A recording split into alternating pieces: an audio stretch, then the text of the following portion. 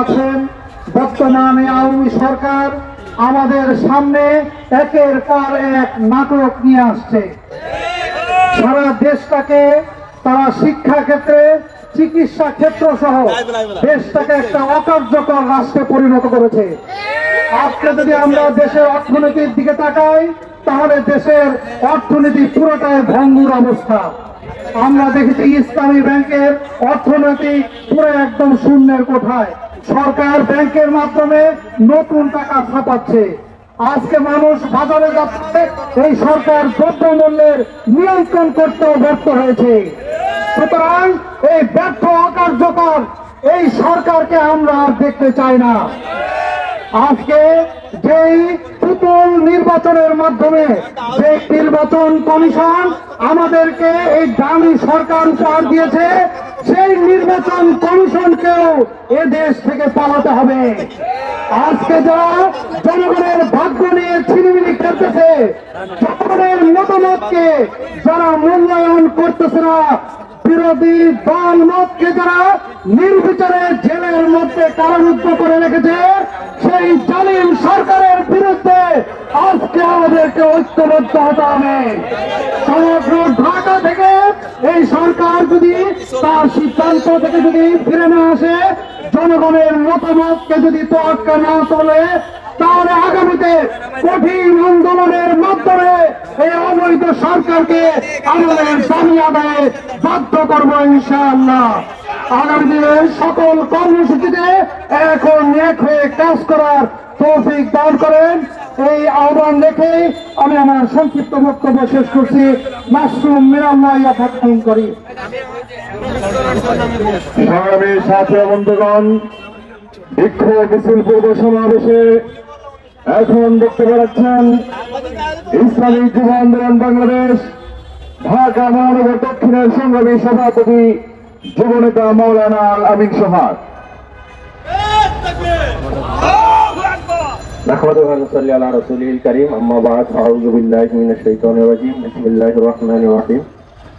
ইসলামী যুব আন্দোলন বাংলাদেশ ঢাকা মহানগর দক্ষিণ কর্তৃক পক্ষ থেকে আজকে ইসলামী আন্দোলন বাংলাদেশ ঢাকা মহানগরের উদ্যোগে আয়োজিত বিক্ষোভ পূর্বক সমাবেশে উপস্থিত ভাইদেরকে সবাইকে জানাই আন্তরিক মোবারকবাদ ও শুভেচ্ছা। স্বাধীন বাংলাদেশের অতন্ত্র প্রহরী হিসাবে ইসলামী আন্দোলন বাংলাদেশের অন্যতম অবস্থান। আমরা দেখছি সীমান্তে আমাদের বিডিআর ভাইকে বিসিএফ ভাইরা হত্যা করছে, অথচ আমাদের বাংলাদেশের পক্ষ থেকে এটার কোনো নিন্দাও জানানো হচ্ছে না। আমরা আমাদের স্বাধীন সার্বভৌমত্ব রাষ্ট্রের আমরা আশঙ্কায় আছি।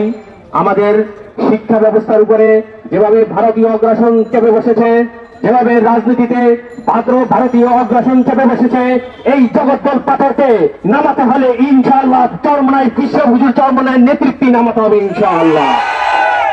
আমরা স্বাধীনতার অতন্ত্র প্রহরী হিসেবে বলতে চাই, যদি আমার বাংলাদেশের একজন নাগরিককে ভারত গুলি করে হত্যা করে, সেই হাত আমার স্বাধীনতার দিকে হাত তুলবে, ওই হাতকে আমরা ভেঙে দেব।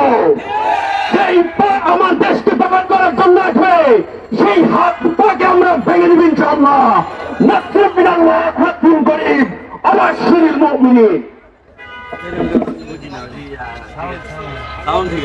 সংগ্রামী বন্ধুগণ, বক্তব্য রাখবেন ইসলামী আন্দোলন বাংলাদেশ ঢাকা মহানগর উত্তরের সংগ্রামী দপ্তর সম্পাদক জননেতা মুফতি মোহাম্মদ নিজামুদ্দিন। বক্তব্য রাখবেন মুফতি মোহাম্মদ নিজামুদ্দিন। আসসালামু আলাইকুম ওয়া রাহমাতুল্লাহি ওয়া বারাকাতুহু। হামিদু ওয়া মুসাল্লি ওয়া মুসাল্লিম আম্মা বাদ। আমাদের এই পাকিস্তান নামক দেশ 1947 সনে ব্রিটিশ থেকে স্বাধীন হয়েছে। আমরা জানি ব্রিটিশরা যখন এই দেশ থেকে চলে গিয়েছে, যাওয়ার সময় তারা এমন একটি সিলেবাসে এই শিক্ষা সিলেবাসকে তারা দিয়ে গিয়েছে, যার ফলে তারা বুঝতে পারছে যে এই জাতি দেখতে বাঙালি মনে হলেও আসলে এর আদতে বিদেশ অর্থাৎ আমাদেরই থাকবে। তারই ফলশ্রুতিতে বাংলাদেশ স্বাধীন হয়েছে 1971 সালে। আজ পর্যন্ত প্রায় 52 থেকে 53 বছর হয়ে গেল এই 53 বছরের ইতিহাসে প্রায় 4টি শিক্ষা কমিশন বাংলাদেশে গঠিত হয়েছে। এই শিক্ষা কমিশনগুলো বাংলাদেশের শিক্ষা ব্যবস্থাকে একটি অমুসলিম শিক্ষা ব্যবস্থা, একটি অমানুষ তৈরির শিক্ষা ব্যবস্থা বললেও কোনো সমস্যা হবে না, অমানুষ তৈরির শিক্ষা ব্যবস্থায় পরিণত করছে। ফলে বাংলাদেশি মানুষ আদতে বাঙালি মনে হোক এই মস্তিষ্কে এই কিন্তু ইংরেজ হিসেবে রয়ে যাচ্ছে। আজকে আমরা ট্রান্সজেন্ডারের কথা বলি, আসলে ট্রান্সজেন্ডারই শুধু বাংলাদেশের শিক্ষা ব্যবস্থায় শুধু ট্রান্সজেন্ডারই বিতর্কিত নয়, বাংলাদেশের শিক্ষা ব্যবস্থায় ট্রান্সজেন্ডারের মতো অনেকগুলো ইস্যু আছে। একেবারে প্রথম শ্রেণী থেকে শুরু করে ক্লাস 1 থেকে শুরু করে মাস্টার্স শ্রেণী পর্যন্ত অনেকগুলো সিলেবাসে অনেকগুলো বিষয় এমন রয়েছে যেগুলো ইসলাম এবং মানবতাবোধের সম্পূর্ণই বিরোধী।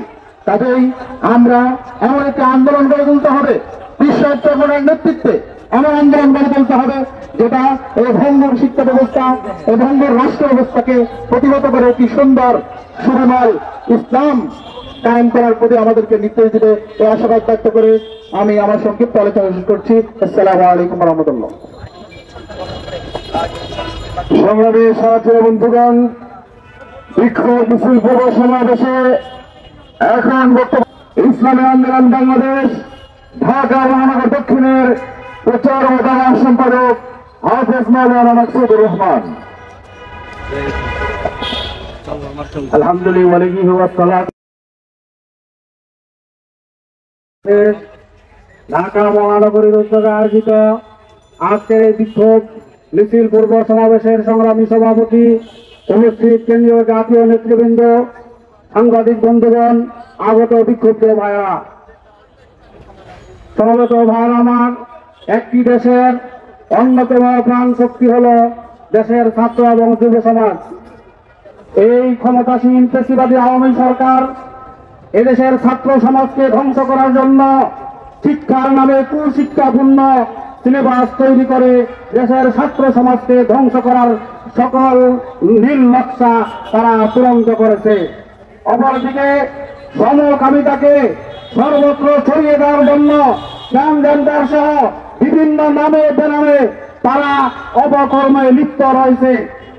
আজকে এই দেশের ছাত্র এবং যুব সমাজকে থামিয়ে দেওয়ার জন্য, অন্যায়ের বিরুদ্ধে কথা না বলার জন্য যেই যেই বিষয়গুলো সামনে আনা দরকার এই সরকার তাই করছে।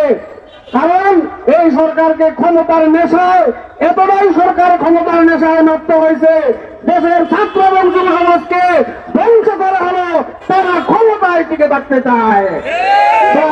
আমার আজকে বাজারে গেলে হাহাকার, মানুষের মধ্যে এক ধরনের চরম দুর্ভিক্ষ দেখা দিয়েছে। আজকে আলুর কেজি 70 টাকা, টমেটোর কেজি 80 টাকা। আজকে এই পেশিবাদী সরকারের কাছে কোনো আবেদন করে লাভ নাই, কারণ তারা কোনো কথা কর্ণপাত করে না।